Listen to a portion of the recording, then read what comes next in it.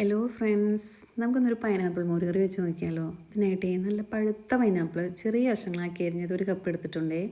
പിന്നെ അതിൽ അരപ്പിനേക്കായിട്ട് ഒരു മുക്കാൽ മുറി തേങ്ങ, വെളുത്തുള്ളി, ചുവന്നുള്ളി, നല്ല ജീരകം ഒരു 1/2 ടീസ്പൂൺ മതിയാവും കേട്ടോ, കുരുമുളക്, വേപ്പില, പച്ചമുളക് ഒരു 3 എണ്ണം. ഇതെല്ലാം കൂടെ നന്നായി അരച്ചെടുക്കുക, തരിയില്ലാതെ അരച്ചെടുക്കണേ.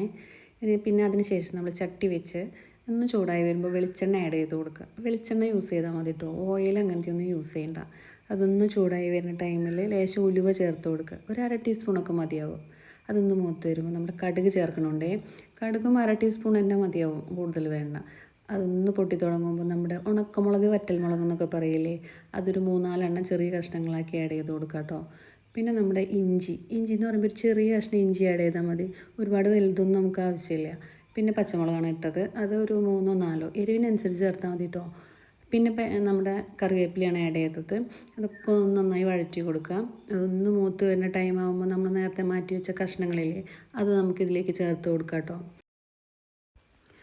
ഇനി ഇതെല്ലാം കൂടെ നമുക്ക് നന്നായിട്ടൊന്ന് മിക്സ് ചെയ്ത് കൊടുക്കാം. ഒരുപാട് ഫ്ലെയിമിൽ വെക്കണ്ട കേട്ടോ, നമുക്ക് തീ അധികം ആവശ്യമില്ല, ഒരു മീഡിയം ഫ്ലെയിമിൽ വെച്ചാൽ മതി. അതിനുശേഷം ഒരു 1/2 ടീസ്പൂൺ ഉപ്പ്, ഒരു 1/2 ടീസ്പൂൺ മുളക് പൊടി, മുളക് നമുക്ക് അധികം ആവശ്യമില്ല ഇതിൽ. പിന്നെ ഒരു 1/4 ടീസ്പൂൺ മഞ്ഞൾപ്പൊടി. ഇതെല്ലാം ഒന്ന് ഇട്ടതിന് ശേഷം നന്നായി ഒന്ന് ഇളക്കി കൊടുക്കുക.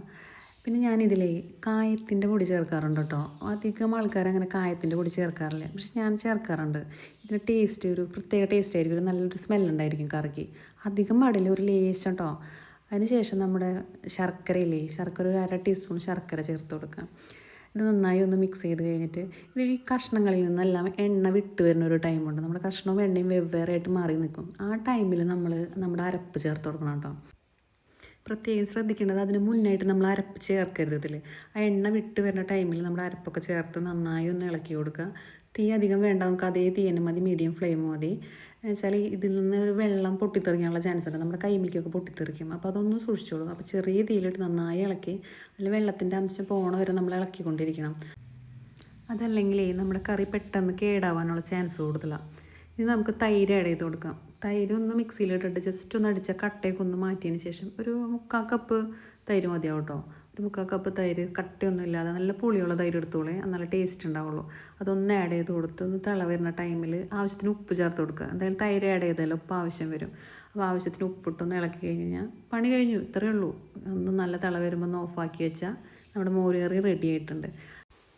അപ്പോൾ വീഡിയോ ഇഷ്ടമായിട്ടുണ്ടെങ്കിൽ ലൈക്ക് ചെയ്യുക, കമൻറ്റ് ചെയ്യുക, സബ്സ്ക്രൈബ് ചെയ്യുക. എല്ലാവരും ട്രൈ ചെയ്യണേ.